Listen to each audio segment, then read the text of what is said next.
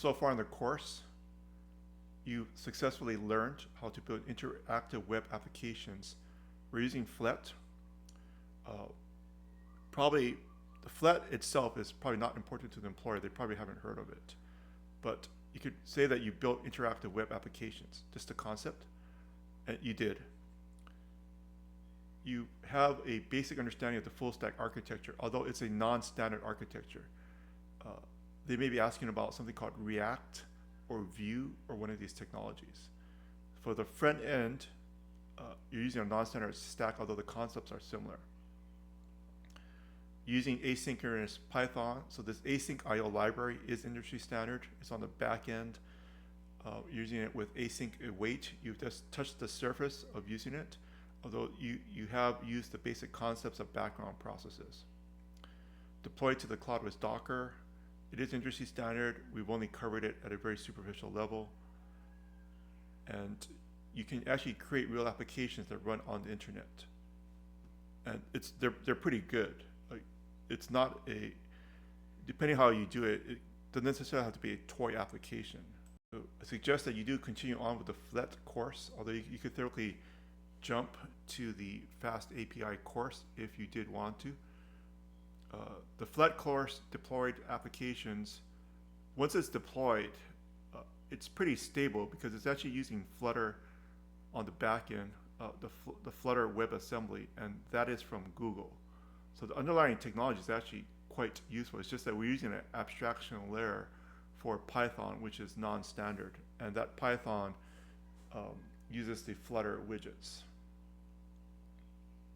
But the front-end application running is actually, in the way that we deployed it, the different ways to deploy PYTH, it actually is running the Flutter app.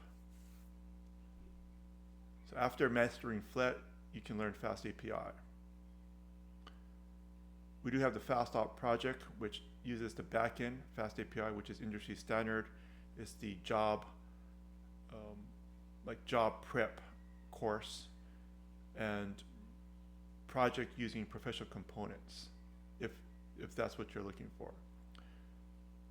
The front end, we started off with HTML. You can change it to React or Vue, although you're better off just taking a standalone React course. So if you want to just focus on the front end, this is not the course for you. We do cover it, but it's not the main focus of the course. This deployment for FastOp, we do deploy to fly.io, which we used in this course, LeapCell or Runway. Why are you learning both PYTH and FastOp? PYTH is good for quick prototypes. If you start building it with HTML, you'll quickly realize that you're spending the bulk of your time messing around with the workflow design, the UX design of the application. And this is going to probably deter you from learning about the core concepts of Python, which you will need for the job interview, more than you'll need, probably, unless the job is React related. They're probably going to be more interested in if you can program or not. So the Fast API, which we do suggest you take at some point, it's good for production APIs. It's the production grade technology and traditional web apps. They both deploy to fly.io using Docker. So you're learning the same skill set across the two different frameworks. The front end for this course is Python, PYTH. The front end for Fast API, FastOp, is HTML.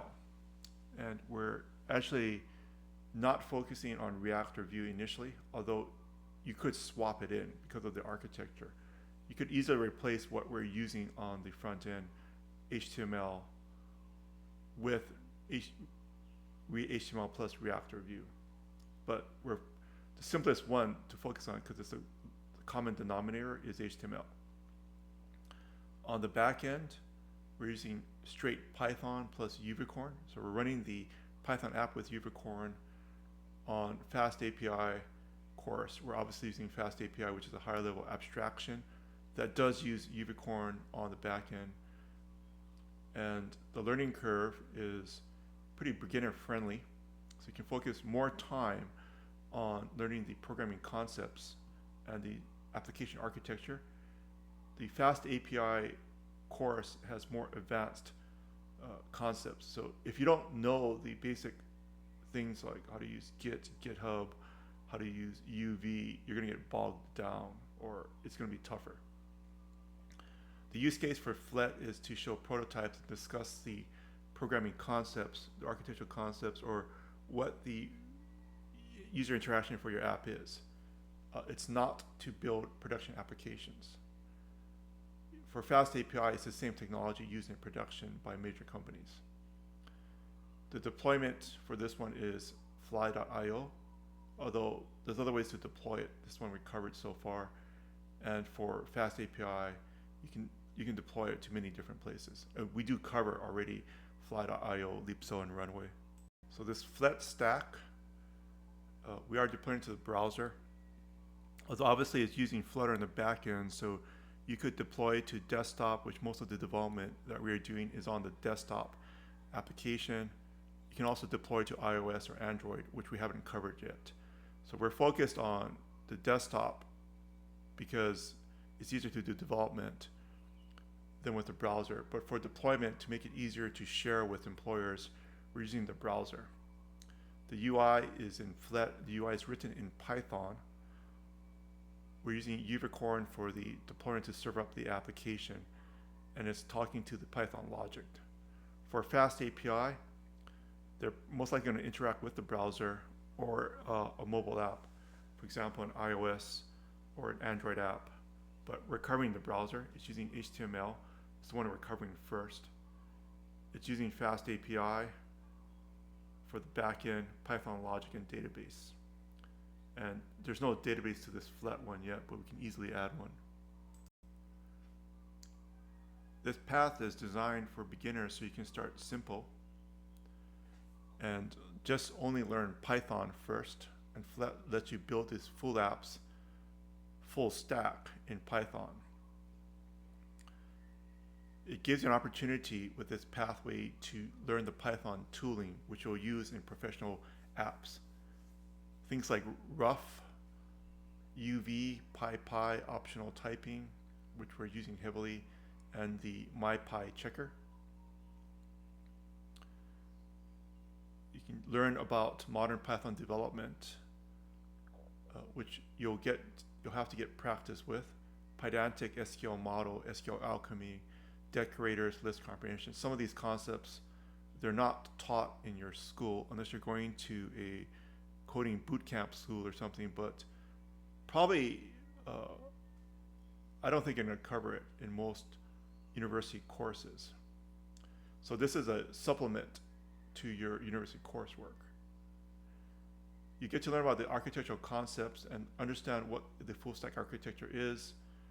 You can deploy very quickly and build up your portfolio and kind of curate it over the years so that when you do get that call from the recruiter, you'll be ready.